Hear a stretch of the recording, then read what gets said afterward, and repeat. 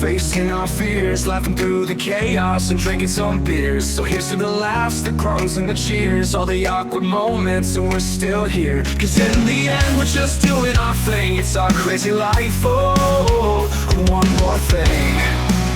Oh, one more thing. Oh! Hey to all our friends out there. I'm Brian. Welcome to Oh and One More Thing. Hey, Brian, I'm Rob. How we doing? We're doing great. Hey, we are back for another fun-filled half hour of, well, one might say nonsense, but I say facts that you need to know to get through life. You totally need to know this stuff to get through life. I totally think you do as well. That's and right. Thank you for listening. We appreciate it. Awesome. Yeah, what's new with you? Not too much. You want to know what I did this weekend? What did you do this weekend, Rob? I put into my mulch beds 500 feet of irrigation line. Yeah? So on my hands and knees, scraping mulch back, putting the line down, putting the mulch back over. That sounds terrible. 5 hours. It's 3 days later. I still can't feel the back of my legs. Oh, man, that's a lot of work. So bad. But watering is going to be a lot easier, right? Oh my gosh, it's going to be so much easier. So much worth it. But as you get to this middle-aged time frame in life, you can't be as nimble as you used to be. Right? Yeah, it's hard. Yeah. Hey, I told you I would follow up from last week about how I was doing. I'm practicing those magnetism attributes. Guess how it's going? Terribly. Oh, no. I suck at it. Why? They're so hard. I got to do better. It takes such conscious effort to do, but Right. So I thought we could just do a quick, just real quick recap of what they are. I think we totally should because I already forgot like 3 of them. Right. And it's hard. we see them here written in a row, so it's easier. But number 1, be fully present with people. Yep, got that one. Yep, I can do that. Number 2, cultivate emotional self-awareness. Okay. Number 3, speak with warmth and intent. Okay, I'm doing that. Trying to. Are you, Rob? I'm trying. Well, I think I am. Number 4, show genuine appreciation. Yes. Mm-hmm. Number 5, be comfortable with who you are. Yeah, that's tough. Number 6, bring positive energy without forcing it. I'm positive you're doing a fantastic job today, Brian. And you did not force it. I did not force that. And number 7, make others feel empowered. Yeah, see, I did that too. Two in one fell swoop. So listen to last week's episode if you want to find out more information about those. I absolutely agree. Anyway, that's enough about that. Hey, have you seen the outside lately? It's really looking like spring. Right. And you know what that means? What does that mean? Cabin season. And boating season. Woohoo! Love it. So there's no complaining about having to pick up your boat this year since the roundabout's done? Right. So remember last year, it was a 45-minute drive to go get my boat. Oh my God. Okay, stop already. And this year, it's about a 3-minute drive. Good for you. Be more excited. Yes, I'm way excited for boat season. Cannot wait to get out there and start hanging out and catching some rays. Good. Vitamin D, baby. Vitamin D. Yep. Yeah. Hey, did you know the best way, what the best way is to make a boat faster? No, what? Yeah, sell it and buy a faster one. Or so I'm told. But anyway, along with that comes campfire season. Is that the best part of the cabin is campfires? Yeah, I think it is. I totally When you sit in front of the crackling fire and you're mesmerized. Right, you can't look away from it. Right. You know that feeling though, right? Yeah. You're looking at the campfire or a fireplace or a fire pit or even a 10-hour loop of crackling fire video on your TV. Right. But suddenly you're hypnotized. Yeah, why is fire so mesmerizing? Well, it turns out this ancient glow taps into our evolution, our senses, our brains, and maybe even our social wiring. Really? So today we're going to break down the science of why fire is so mesmerizing. And maybe a few sparks of humor along the way. Oh, there you are again with that dang rim Right, shot. I can't keep my finger off of it. It's crazy. Evolutionarily speaking, humans began controlling fire about 400,000 to 1 million years ago. And you have a personal time frame reference of that, right? Well, they kept records. Oh, that's true. Yeah. On cave walls. On cave walls, yeah. It was quite a space of time. I mean, nobody was keeping track, right? Again with the dang rim shot. I'm sorry. I'm sitting on my finger going forward. Anyway, mastering fire was more than just a neat trick. It was a revolution for survival. And some evidence suggests it was even used by early humans. Okay. Fire gave us protection from predators, warmth in cold climates, cooked food, which made calories easier to absorb, and extended daylight for socializing and planning. Anthropologist Richard Wrangman famously proposed in Catching Fire that cooking fundamentally reshaped human evolution, affecting everything from jaw size to brain development. Really? Cooked food provided more usable energy, potentially fueling the growth of our large brains. Wow. Large? Well, yeah, we're one of the largest mammals. Well, I suppose that is brain. true. That is. Well, I said the largest mammal. We're not the largest mammal. No. We'll get into that on another podcast, Yes, right? people. That sounds like work. In evolutionary terms, fire meant safety, calories, community, and survival. Now back up. Calories? Well, yeah, because your body can absorb cooked food better than raw food. That's right. Meat. That's right. So when you stare into a flame today, part of your brain may be whispering, we're safe. The predators are scared. The meat is cooking. That's not poetic. That's neural pattern recognition formed over hundreds of thousands of years. Hey, Brian, I was just outside trying to enjoy the yard, and the mosquitoes are driving me nuts. Oh, you got to call Spring Green for that, Rob. Spring Green? I thought they just did my fertilizer and weed control. Oh, they do that, and our lawn looks amazing because of it. But their mosquito control is a game changer. We can actually use our patio. You know how bad the state bird gets in Minnesota. I'm pretty sure that's the loon, but point taken. So they do lawns and mosquitoes? And total home pest control. My house is completely mouse-free. They even do liquid aerations and lawn insect control. Wow, I'm only using them for half of what I could be. You should fix that. Go to spring-green.com and get a personalized quote today. That's spring-green.com. And tell them Owen One More Thing sent you. All right, thanks, Spring Green. That was great. And you know what they're really good at also is taking care of your bugs around your fire pits. Right? Yeah, so kind of like the campfire effect. Now, isn't the heat taking care of the bugs around the fire pit?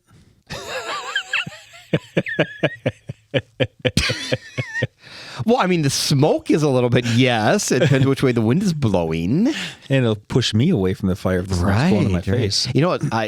Remember a couple of weeks ago, we were hanging out on our porch at night? Yes. On a Saturday night, and our neighbor was burning all his brush, and where was it all falling? On top of us. But we had no bugs. No, well, it's still too early for bugs here in Minnesota. Yes, it is. A little But, bit. yeah, I had ash all over me. Yes, you did. It was snowing. But hey, the campfire effect is built-in social glue. Yeah, it is. There's a reason group conversations feel deeper around a fire. Why is that? Well, in 2014, a study published in Evolutionary Psychology, researchers found that sitting around a campfire reduces blood pressure. Okay, good. Which I have high blood pressure, so yay. Increased pro-social behavior. Okay. I think you have to put your phone down to do that, but yes. I don't know how to do that. That is a challenge for all of us. Promoted relaxation. Yeah, don't you get really tired? You do, and you just can't stop staring at it. And it improves your social bonding. Okay, so I get all that, but what is pro-social behavior? Well, as far as I know, pro-social behavior refers to the voluntary actions intended to help, benefit, or support other individuals or society as a whole. These actions, including sharing, comforting, cooperating, and volunteering, are driven by empathy, moral values, and a desire to improve the welfare of others. Okay, thanks, AI, for that riveting answer. You mean that didn't sound natural? You just pulled that out of thin air, didn't you? I'm that good. Anyway, participants exposed to crackling fire sounds reported greater relaxation than those watching fire without sound, which tells us something important. Fire isn't just visual, it's multisensory magic. Oh, I like that. Yeah. And you know what I'm going to call that. You want to come over for multisensory magic? Yeah. And you know the best part, or the one I like the most actually, besides the real campfire? What? Is the one we always do, the crackling fire on Christmas time on Channel 45. The Yule log? The Yule log. Yeah. I love the Yule log. You guys put that on TV? Well, absolutely we do. But you have fireplaces. Okay, we have a gas fireplace that doesn't crackle. Okay, so? Well, I like the crackle. So put it in a real fireplace. And if you pick the right one, a little dog or cat comes in and smiles at you. I've not seen that one. Those are cute. Anyway, anthropologists argue that fire may have extended waking hours for early humans, enabling storytelling, bonding, and cultural transmission. In fact, researcher Polly Wiesner observed that modern hunter-gatherer societies use firelight time for storytelling, teaching, and strengthening social norms. Oh. In other words, fire may have helped invent culture. Ah, I get that. That makes sense. I like that line way better than what I just read. Right. Nice summary. So when I overshare my life secrets around the fire pit, and you know I have, that's not random. That's 300,000 years of programming. Which usually comes back to bite you at some point, too. Yes, it does. Only if you bring it up later when I realize, I didn't say that, did I? Yeah, you did. You know, I think it's also the fire pit and maybe the libations that go with the fire pit. So you have to have libations when you're around the fire. You can't sit around the fire without a drink in hand. Right. That's Or like- 2, 3, or, whatever. That's like the rule. And you purposely lose count, right? Right. I mean, I do. Because you're mesmerized, right? Mesmerized by the flames. Fire is visually unique from a sensory input. It's controlled chaos for the brain Cool. because it is constantly moving, Yep, I like that part. never repeating. Right. Unlike the one on my wall, which does repeat if you pay attention, about every 10 seconds. It Yeah, repeats. but that's fake fire. That's light. I know, but it's mesmerizing, but it repeats. Predictable, but unpredictable. Right. Bright yet soft. Uh-huh. Dynamic, but contained. Cool. Do you ever throw other things, some woods, but other things in the fire, and you get like green flames, or you see the blue flames, Or, firecrackers. Or well, firecrackers. That's kind of dangerous. Or- but then you like to live on the edge of danger, don't right. you? Or empty beer cans once in a while. Or You don't do that, Rob. That's not good. I would never do that. No. As far as you know. From a neuroscience standpoint, flames provide low threat, high variability visual input. Our brains are pattern-seeking machines. Fire dances in fractal-like patterns, complex but natural, chaotic but structured. This sweet spot keeps the visual cortex engaged without overwhelming it. It's similar to watching ocean waves, flowing rivers, or rain on a window. Okay. Yeah, right. It's the exact same thing. Yeah. Yeah. So the technical term often associated with the response is soft fascination. Okay. That's kind of nice. A concept from the attention restoration theory. Fire gently holds our attention without demanding effort. It's like mental background music for the nervous system. It's kind of like elevator music. It's not that, Rob. Oh, come on. It's kinda like more that. of that soothing sound. Makes you kind of want to drift around. Look at me. I'm a flame. So kind of like your Kenny G type music. Exactly. Right. Have you ever just drifted away to Kenny G? No. Well, definitely not recently. But kind of back to what fire is similar like as far as like ocean waves and flowing rivers. So is that like when you have a fire by the ocean? Like is that like way overstimulating? Well, I have never had that, so I don't know. I would imagine you hear the waves in the background, you're watching the fire. Man, I'd be out. But your cabin's by a lake. You have a windy day. It's kind of like waves crashing onto the shore. And Sure, fire. it's just like it. Just like It's just like it's it. exactly the same. So some studies using EEG, which is, oh my Lord, why do you do this to me? I put it in there for you. EEG, electroencephalography. Oh my God, no, electroencephalography. Let's just call it EEG. EEG measurements show that watching natural scenes, including fire, can increase alpha brainwaves, Okay. which are associated with relaxation, light meditation, and reduced stress. Cool. Fire may also stimulate mild dopamine release due to novelty and movement. Not in the same way as social media, which hijacks your brain, but in a steady, organic rhythm. No good comes from social media. It does too. People are listening to this on social media. Tell all your friends. The crackling sound plays a role too.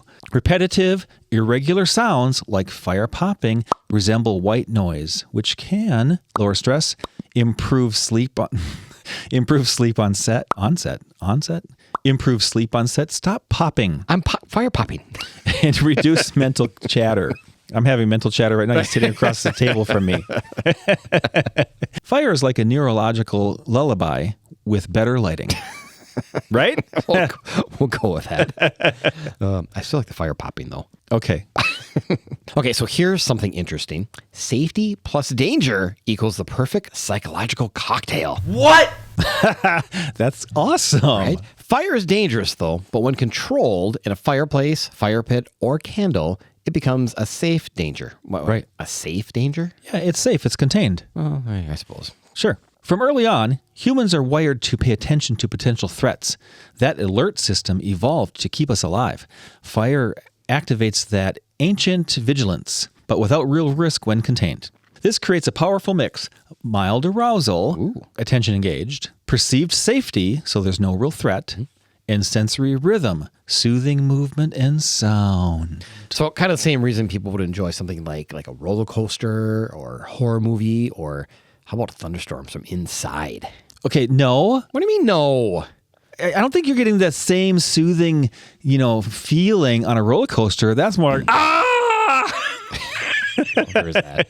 And I guess horror movies are more, Yeah. No. yeah. I don't care for horror movies. But I do like thunderstorms. I do like thunderstorms, in or out. Didn't we just do a podcast all about thunderstorms? We did. Should we recap it? Let's not. We should roll back about 2 or 3 episodes after you're done with this one and go listen to it. Okay. It's phenomenal. Maybe we're having a thunderstorm soon. Ooh, I love thunderstorms. Anyway, okay, so let's get back to the fire. Okay. Safe danger stimulates us just enough to feel alive, but not overwhelmed. Right. Fire is the original safe thrill.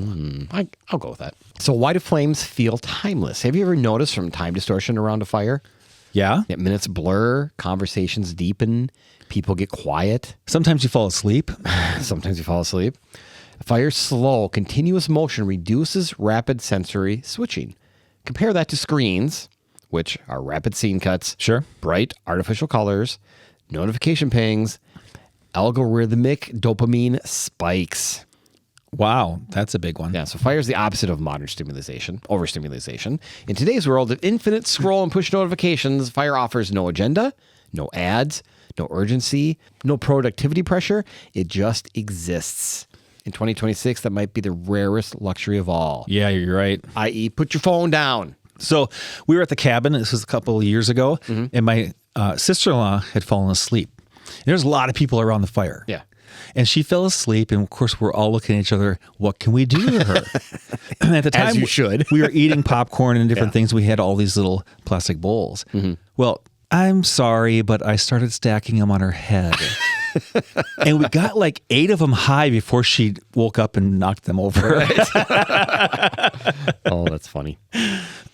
That's what happens around the fire. Yeah. Don't fall asleep. So, yeah, we built our porch last year, so now we have a gas fire pit, Yes. which is great. I mean, Very nice. I love watching the fire, love the warmth, but I do miss the crackle. Yeah. I do miss it. I don't miss smelling like smoke when I come inside, but yeah, I do. So just go over to your neighbor's house where they were burning the other day and then sit there to get the smell of or the crackle. They have plenty of brush to burn. I think we're going to get a lot of that this summer. Right. Yeah. So, say, did you know that streaming platforms report millions of hours watched of fireplace videos during winter holidays? Didn't I just say that? Yeah, you watched the Yule log. Yeah. Why? Because even digital flames offer a fraction of the effect. Do you get that effect, though, when you're watching it on TV? Maybe a little bit. Maybe a little bit, but honestly, our deal is I like to have it in the background, like as we're sitting around and opening presents and having our little Christmas dinner. And it's good background ambiance. Okay, sure. And like I said, every once in a while, the cute puppy that pops in. I used to have a real fireplace in one of the older houses that I lived in. Yeah, And it was nice. So did I. Yeah. But it really stunk. Yeah, it's a lot of work. Yeah. And especially if you don't start the flue right and it comes back in. I could never start a fire in that house without the smoke coming back in every single time. Yeah. Never failed. Well, and this was an old house and it had a little trap door for the ashes to drop down into the basement. Oh, cute. And then you go in the basement. This is an old house, right? Built in the 30s. And there's a little door to open up and you go in there and scoop them out. So you just stick your arm in this dark cavernous space and then scoop the ashes out. Is so gross. It stunk so bad. Where all the snakes and mice and rats live. No, never. And spiders. You would take care of those. Well, I would now. But Yeah. Right. That's exactly what you think about when you're sticking your hand in a dark yeah, like what's going to bite cavern. me? Yeah. Oh, gross. Yeah. But studies show that real-life multi-sensory fire with warmth and crackling produces stronger relaxation responses than silent video flames. See, there you go. Oh, that's cool. Yeah. So you can simulate fire. Right. But your nervous system knows the difference. Your body knows. Right. Yeah, I get that. Firelight emits warm, orange-toned light, similar to a sunset.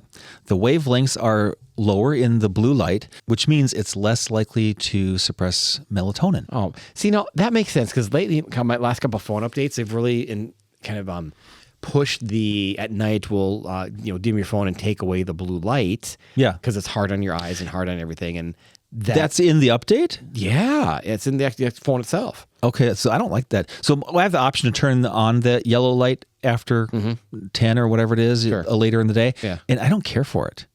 Well, it's different. It's totally different. That's why. It's just different. Yeah, but I agree with what they're trying to do. The blue wavelength is one that kind of messes you up a little bit. It keeps you awake. Keeps you awake. Yeah. Right, the yellow light is less likely to suppress melatonin. Okay. Which, again, we talked about melatonin in a previous podcast. And that was about sleep, I believe. Yeah. Mm-hmm. I think I should go refresh myself on what melatonin meant. So when you're done this podcast, you don't have 2 to go back and listen to. Oh my gosh, Rob. Your list is Thanks for plugging those. You need a road trip to listen to all of these. A road map. Yes. A podcast map. Ooh, I like it. Ooh, we should make a podcast map and send it out to our groups. Ooh, we totally should. Okay. I'm on it. Anyway, let's get back to our topic. You're always getting me off I topic. know, I'm sorry. That's what I do. So why does this still matter today? So in our hyper-connected world, anxiety rates are up. Shocker. Sleep disruption is common. Yeah. And I have struggled to sleep the last few nights. I don't know what it is, but I've really struggled. Spring. Yeah, probably. And attention spans are shrinking. What? I'm sorry, are you talking to me? I don't know what you're saying. I was reading a text on my phone. What?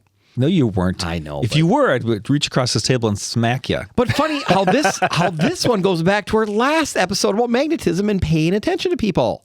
Right. We just recapped that at the beginning of this literally just did it episode. in this same episode. Pay attention to me, Rob. Right. Fire mesmerizes us because it sits at the intersection of evolutionary survival, social bonding, sensory fascination, neural relaxation, safe danger, and warm light biology.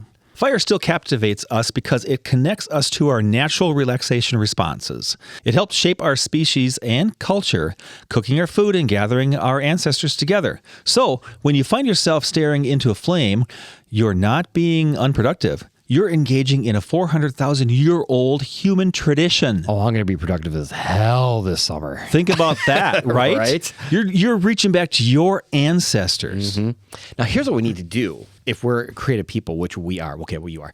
We need to find a way to get a fire on the boat at night. Burn the boat down? No. I didn't say burn the boat. I said get a fire on the boat. No, on the boat. On the boat. No, that's dangerous. I know, but would it be fun? You're evoking your danger, and I will be the fight or flight. I'll flight. I'll run. I'll go. I'll swim away. Swim away. Swim away. Can we build like a little floating bonfire and like stay like 20 feet away? Sure. Let's do that. Let's do that. I'm sure Floating bonfire. Like that's not an issue. I'm sure the water patrol would love that. You know, on the when the lakes are covered in ice, people do have fires out there. They do all the time. Yeah. Yeah. And then their ashes just sink to the bottom when it melts. So we can do that in the summer, right? Sure. I don't see why not. Let's do it. Yeah. I don't think so. Yeah. Hey, have you ever caught a firefly? I have. Yeah. Yeah, it's kind of cool. It's kind of cool. You know, that's not fire in their butt. It's not? No. Then what makes them glow? Well, fireflies produce their own light through a chemical reaction called bioluminescence, often used to attract mates or prey. Okay. And I think I knew that from science class back, how many years ago. Yeah. But did you ever used to run around as a kid and try and catch fireflies? All the time. Yeah, we did it at camp all the time. Yeah. And my kids do it now at the cabin. They go out firefly hunting and they just catch them in their hands and then let them go. Okay, a little morbid thought. You ever squished the little firefly and the luminescence? Only when it hits the windshield of my car. That's pretty cool, It is though. pretty cool. Because It is pretty it's like an instant little glow and it goes away slowly. Slowly. Yeah, it's kind of cool. You know, when we talk about the calming effects of fire, the ocean, as we mentioned before, kind of does the same thing. Yeah, the rhythmic, repetitive motion of waves can also trigger a similar hypnotic, calming, and meditative state that fire does too. Like I said earlier, a fire by the ocean. No, how about just the campfire on the beach? Well, that's good too. But I love sitting at the beach and just listening to the waves come in. Right? Yeah, that's very calming. Especially after a long day of sitting in the sun and drinking all day and Oh, I'm not going back out to the beach if I do that all day. drinking more at night. Drinking more at night. Right? Yeah. Love it. So that's kind of like then the same idea of that hypnotic calming effect of when you get a massage. Yeah, I wouldn't know. You have you not had a full body massage? I've had one full body massage in my life, yes. Yeah. And wasn't it great? It was awkward. No, let go of that, Rob. Some strange person, I don't know, getting me all lotioned up and rubbing away, and it's just, oh God, it was you weird. just got to relax, and you lay in there and just like, get that sore muscle, just dig in that. And it's so great. Yeah, see, I think my problem was my anxiety went through the roof, and I couldn't relax enough. I suppose because, the touching, being touched and like you were nervous. I mean, you're right. I mean, it's different if, the person you love is doing it, that's a whole different story, but some just weird stranger that you paid $100 to is just, it's weird. I don't know. I've had a couple of them, and I just kind of almost zoned out. I think I might have fallen asleep in one of them because it was amazing. How about getting a massage while you're at a campfire? Okay, we have a new goal. Now we're cooking. Right? Let's do that. Yeah. But wait, the campfire's got to be on the beach. Yes. The waves have to come in. Yeah. The massage and masseuse on the beach as well. Fire dancing around, right? Right.